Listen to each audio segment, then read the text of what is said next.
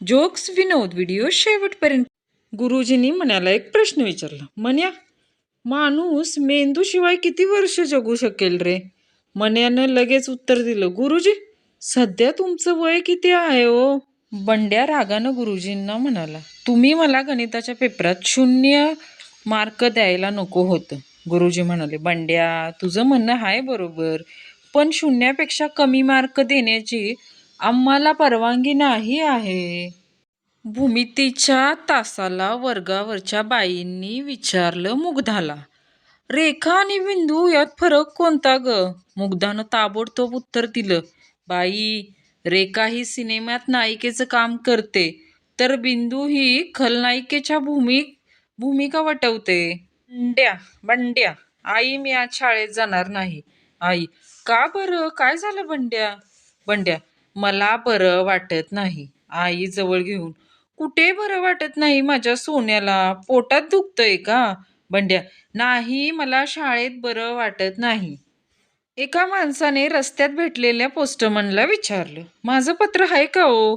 Postman म्हटला, नाव काय तुमचं? तो माणूस म्हटला, ते त्या पत्रावरच्या पत्त्यात असेलच की हो. गण्या, आई, पाऊस का ग पडतो? आई, बाळा, पृथ्वी थंड राहावी, प्राणीमित्रांना पाणी प्यायला मिळावं आणि झाडांना पाणी मिळून त्यांना फुलं फळं यावीत म्हणून पाऊस पडतो. गण्या, मग आई, समुद्रावर का पाऊस पडतो गो? आई, गप राहा, नुसत्या चौकशा पाहिजेत तुला. गुरुजी, चिम्मे, इंग्लंड दूर की चंद्र दूर? चिम्मी, गुरुजी, असला साधा प्रश्न मला का विचारता? इंग्लंडच दूर. गुरुजी, ते कसं काय? चिमे, चंद्र आपण इथून पाहू शकतो गुरुजी, पण इंग्लंड पाहू शकतो का म्हणून. नुकतंच लग्न झालेल्या पिंकीनं चिंकीला विचारलं, काय ग, माझा नवरा कसा वाटला ग तुला? चिंकी, एका गोष्टीची उणीव सोडली तर बाकी त्यांना नाव ठेवायला जागाच नाही बघ. पिंकी, कोणती उणीव तुला आढळली ग त्यांच्यात? चिंकी, अकलेची ग. मुलगी, आई, तुझी केस अधूनमधून पांढरे का झालेत ग? आई, अगं, तू कसला ना कसला हट्ट धरून मला इतका त्रास देतेस ना म्हणून. मुलगी, मग आई, तू तुझ्या लहानपणी तुझ्या आईला तू खूप त्रास देत असणार बघ. आई, का? कारण आजीचे केस फार चुन्यासारखे पांढरी झाली ते बघ. वडील, बंडू, तुला शाळा कशी आवडते र? बंडू, सुट्टीमुळं बंद असलेली शाळा. पिंकी, मी किती सुंदर निबंध लिहिला, पण बाईने त्यावेळेला केवळ छान असा शेरा मारला, उत्कृष्ट असा शेरा दिला नाही. आई, अगं, तुझ्या बाईनं उत्कृष्ट हा कठीण जोडाक्षर शब्द लिहिता येत नसल म्हणून छानच दिला तुला. कीर्तनकार बुवा म्हणाले, अरे बाळ, कीर्तन चालू असताना तू फार बोलतोस. बाळाजवळ बसलेली व्यक्ती म्हणाली, बुवा, हा मुलगा नव्हे, ही मुलगी आहे. बुवा म्हणाले, माफ करा त्यानं जी कपडे घातल्यात आणि बॉयकेट केस यामुळे ती मुलगी मला मुलासारखी वाटली. तुम्ही कोण याचे वडील का? ती व्यक्ती परत रागाने म्हटली, मी वडील नसून आई आहे या मुलीची. न्यायमूर्तीने विचारले, बाई, तू तुझ्या नवऱ्याच्या अंगावर खुर्ची का फेकलीस? यावर बाई म्हणाली, काय करू, टेबल उचलून त्यांच्या अंगावर फिरकवणार मला जमेना म्हणून खुर्चीवरच भागवलं बघा. दारात आलेला भिकारी एकदम चांगल्या स्वरात त्या घरातल्या बाईला म्हणाला, बाई साहेब, आज मला काहीतरी गोडाधोडाचं देता का? बाई म्हणला, का रे बाबा, आज का घोडाधोडाचं मागतोयस भिकारी? कारण आज माझा वाढदिवस आहे ना. आईने विचारलं, प्रिया, आपला पप्पू काय करतोय बघ ग. प्रिया, डोळे घट्ट मिटून तो आरशासमोर उभा राहिलाय बघ. आई, आई, कशाला उभा राहिलाय? प्रिया, झोपेत डोळे मिटलेले असताना आपण कसे दिसतो ते बघायचंय त्याला.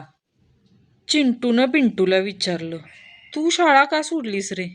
बिंटू, अरे, भूगोलाखेरीज इतर सर्व विषयात मी नापास झालो ना, म्हणून वडिलांनी माझं शाळेतून नाव काढलं. चिंटू, मग भूगोलात तरी पास होणं तुला कसं काय जमलं? अंतू, मी तर तो विषय घेतलाच नव्हता, त्यामुळं पास होण्याचा प्रश्नच नाही बघ. छोट्या रगाला शेजारच्या काकाने विचारले, काय रे, तू शाळेत जातोस का? रग्यानं उत्तर दिलं, छे, मी शाळेत जात नाही, मला मारून शाळेत पाठवलं जातं बघा. गुंड्यानं विचारलं, बाबा, पळताना कुत्रं जीभ बाहेर कावं काढतं? त्यावर खेकसून त्याचा बाप म्हटला, गुंड्या, अरे साधी सरळ गोष्ट तुला कळत नाही का? मागच्या बाजूला लोंबणाऱ्या शेपटीशी समतोल साधण्यासाठी कुत्रा तोंडातनं जीभ बाहेर काढतो. एक प्राध्यापक आपल्या मित्राला म्हणाला, आज का नाही बसमध्ये कुणीतरी भामट्यानं माझ्या खिशातून तपकिरीची चांदीची डबीच काढून घेतली. मित्र, मग कुणीतरी खिशात हात घालेपर्यंत तुला भास नाही वेळ झाला? प्राध्यापक, भास झाल्याशिवाय कसा राहील, पण मला वाटलं की तो माझाच हात आहे.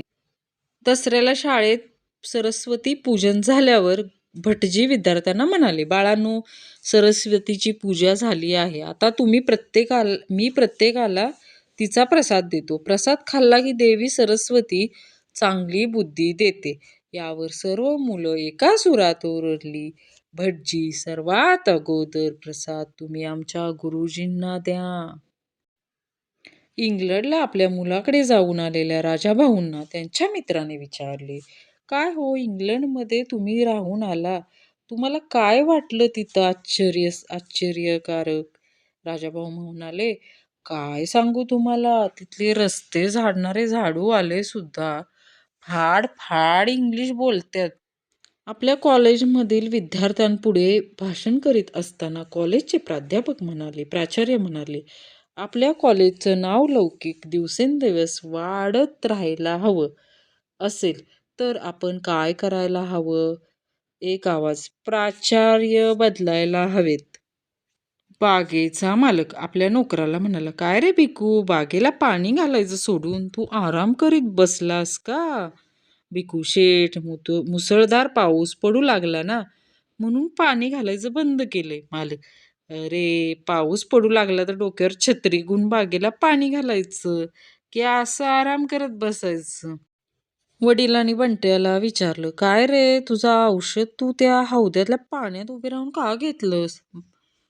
बंड्या म्हणाला, बाबा, डॉक्टर काकांनी हे औषध दिवसातून 3दा पाण्यात पाण्यात घ्यायला सांगितलंय, म्हणून मी त्या हौद्यात उभं राहिलो, बाकी काही नाही हो बाबा.